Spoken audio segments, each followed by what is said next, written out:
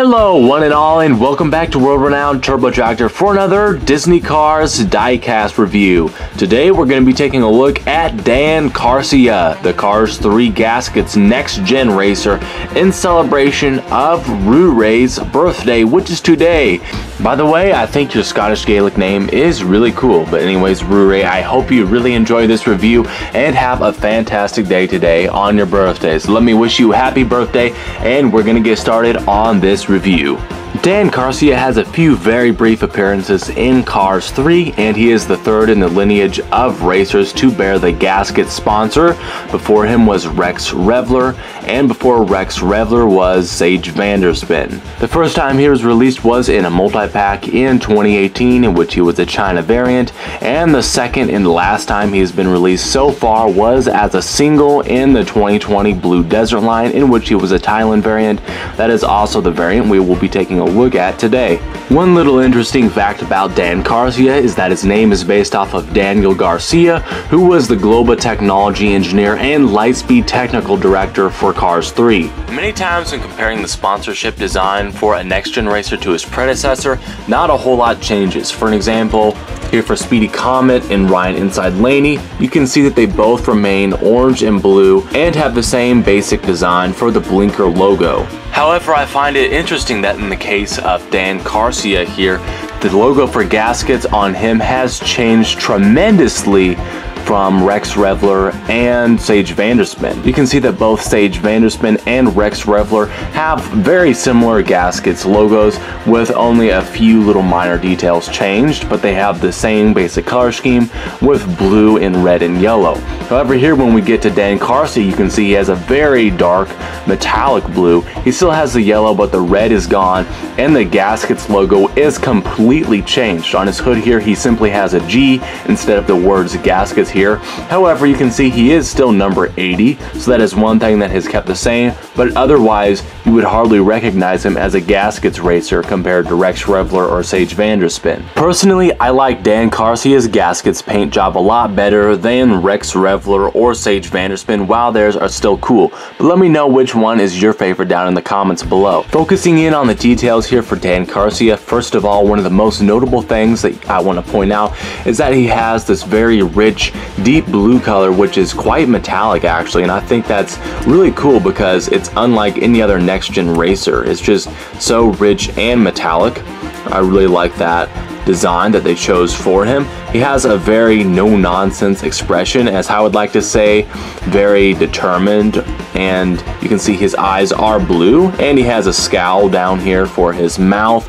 And on his hood you can see the simplified Gask-Its logo, which is simply a G. Almost kind of reminds me of the Google logo for some reason, even though it's not all that similar.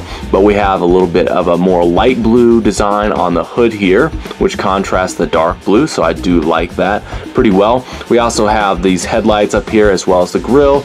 Likely these headlights are just stickers. Down here he's got some air intakes right there with some nice detailed decals. Also, his splitter is picked out in yellow paint, as you can see. Now moving along to the side, he's got the standard Lightyear tires that next-gen racers have, but he's also got some shiny blue rims in there, which look pretty neat. And he's still got the piston cup, carbon fiber, synergy, combustor. I read those kind of out of order, but anyways, these are the same contingency sponsors that all the next-gen racers have, that you can see right there. Now on the side, you can see his number 80 logo for Gask-Its in yellow, and he's got this cool little yellow dash up here on the side. I like that as far as detailing goes. And now he's got this little blue arrow here which shows the forklifts where to pick him up to change his tires, and he's also got decals for the exhaust pipes on the side here. You can't actually see the exhaust pipes on the bottom for this mold. You can just see them on the side, but that still looks really nice. And up top here you can see the number 80 once again, and he's got this front section of his roof painted in yellow. Also right here you can see the roof flaps in the mold there, in the diecast mold. Looks pretty cool. Love the attention to detail. You can also see the window bars are painted black here on the back side. Now his spoiler is made of plastic, and a lot of the next gens actually have a pretty loose spoiler. For an example, Harvey Rod Cap who I took a look at last time, has a kind of a loose spoiler, but Dan Carcia is actually the exception. His spoiler is really fastened on quite tight, at least for my model, and he's got a unique Gask-Its logo there on the back, which I really do like. It looks pretty cool. They've kind of pushed it over to the left side, but next gens tend to do that a lot. It's kind of a way they update their design for the sponsor. Now on the back here, on this side, you can see Gask-Its. That same thing is also present on this side. This side is of course the exact same as this side, except that he has one little detail, the gas cap right here where he fills up, which is not on the other side. So yeah, now moving along to the back, we can see some tail lights right here painted in red. I like the detail there. Once again, we have the big G for Gask-Its. We have the number 80, the Gask-Its logo once again.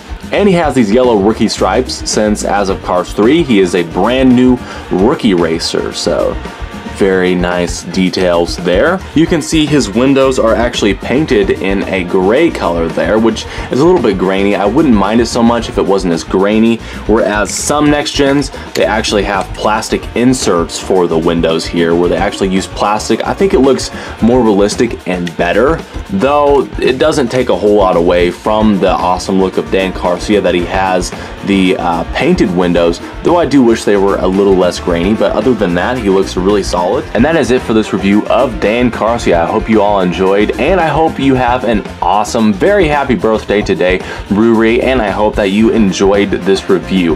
Now, thank you all so much for watching, and I will see you next time. So if you enjoyed this review, please smash the like button and hit subscribe for more content that will be coming your way very soon. I'll see you guys next time. Turbo Tractor signing out.